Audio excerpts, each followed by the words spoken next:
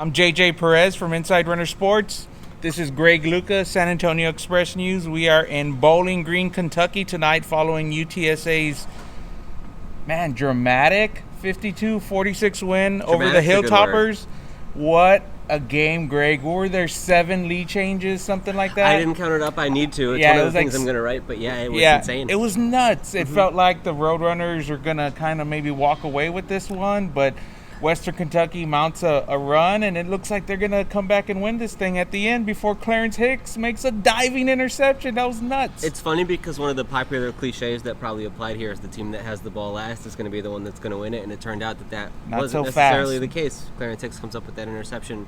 I think they only made 5 defensive stops on the day, if you count.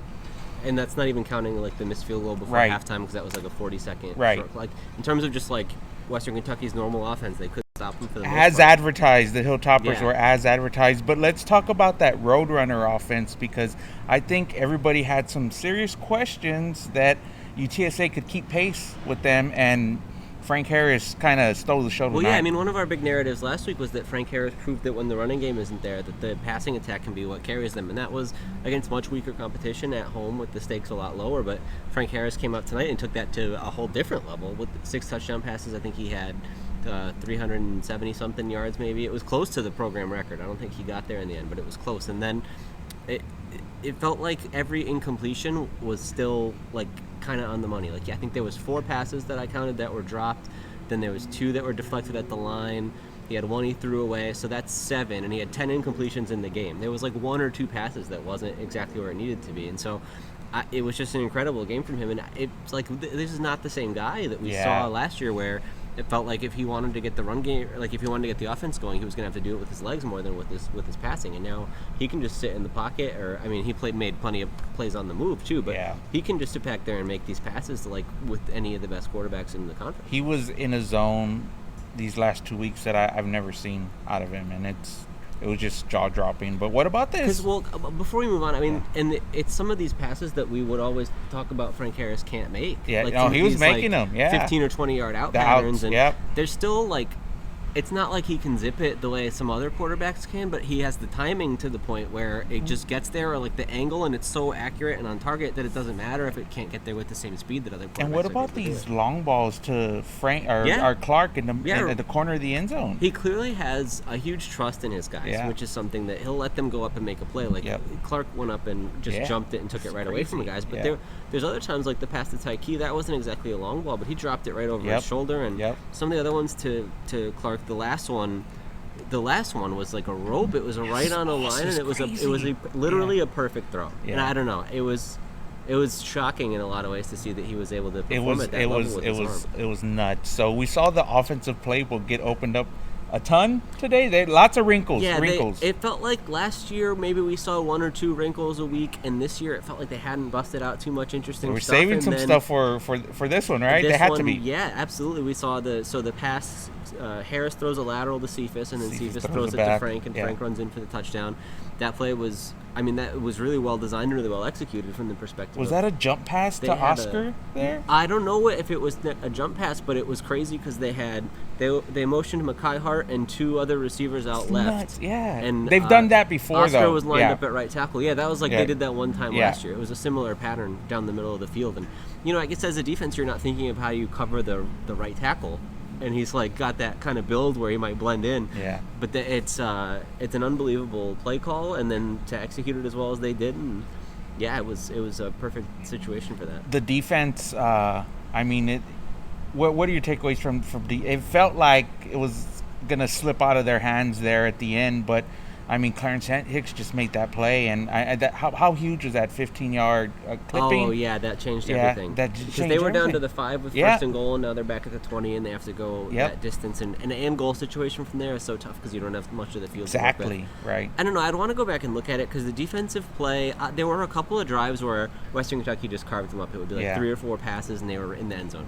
But there were other drives where it felt like maybe they had to grind it out a little bit more. Maybe they were converting some third downs here and there, and I don't know if the defensive play was necessarily as bad as the numbers might look. Certainly they got beat for as many yards as they got beat for, but there were some kind of moments of resistance, let's A say. a little different strategy today too. They started off with 2 down linemen, Yeah, and they played that for most of the first half. So right? they were playing the 3 safeties in the Yeah, back with yeah. Wisdom and Jamal Sam and Antonio Parks basically across the back line. Yeah. And you see this with a lot of teams when they go up against these air raid systems, that they figure the way the screens and all that are designed and all these patterns that go to the flat or come straight across the middle, that the quarterback has a check to get it out if he faces a blitz or he faces pressure.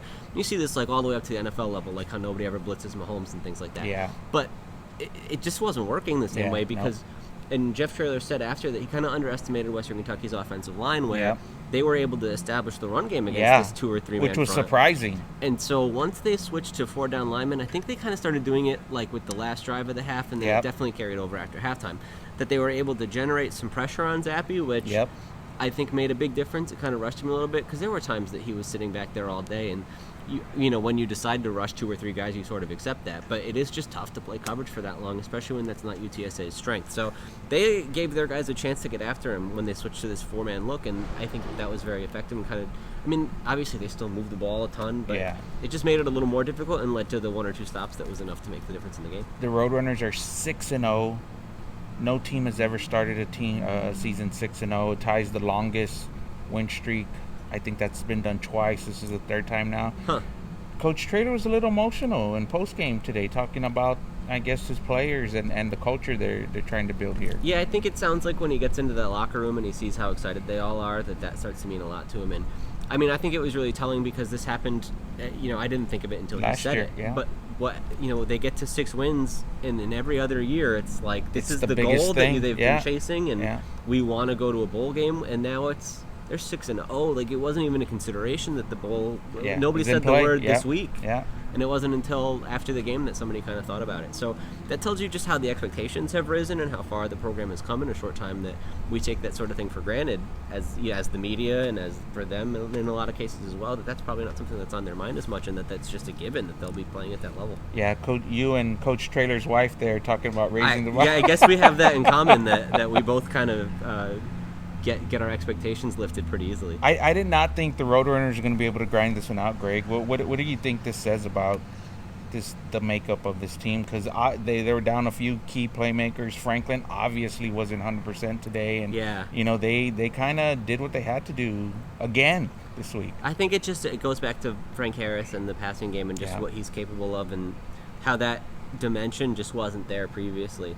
I don't know how much better the defense is than last year. I don't know if the run game is better than last year. It might not be. But the passing game is on such a different level from anything that we ever thought would have been possible under Frank Harris, that it just opens up so many more possibilities for them as a team and as an offense. And that's how, we can talk about some defensive plays here or there, and certainly the one at the end was a highlight, but it was a shootout, and they had to keep pace. And it was a game that in the past maybe they would have lost 52-35, and instead today they're on the winning end of it because they can just keep up at a level that I think through the air we never thought that they would have been able to. I have 2 hot take questions for you. Okay, I'm not ready, but go ahead. Will the Roadrunners be ranked nationally this week? You'd have to ask the people voting, and I know that's like an obvious cliche thing to say, but do I think that they're one of the 25 best teams in college football? Probably not. Like, if you line them up against all these other Power 5 schools, or like Texas A&M just beat Alabama, could UTSA beat Alabama? Probably not. No. But if you think that the voters want to reward teams for having good seasons and being 6-0, then sure, maybe they'll get some more looks than they've already gotten. But in terms of the advanced metrics or whatever, they're probably the 60th best team in the country or whatever. And so it just matters what people look for when they set their rankings. It could very easily that they could shake out that way. My second hot take question is, I think I know this one. You do know, because you told me we had to get past this week, and last week, and here we. Can the Roadrunners run the table here, Greg? Yeah, I guess UAB is the hardest game left, right? November 6th, I didn't look around today and see how everybody else did, or what that means for kind of the landscape of the league. But certainly coming into they're going to be favored. They're going to be favored in every game, maybe except for UAB? No, I think they'll be favored against UAB just because it's a home game.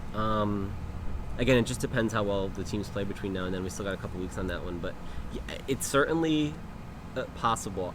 What are the odds? I would love to be able to do the math first, but I'd guess it's like 20 or 25% at this point. They're really getting up there. Just because it's hard to win 6 games in a row, but they've done so much to this point, and a lot of these games don't seem as losable. So it's possible.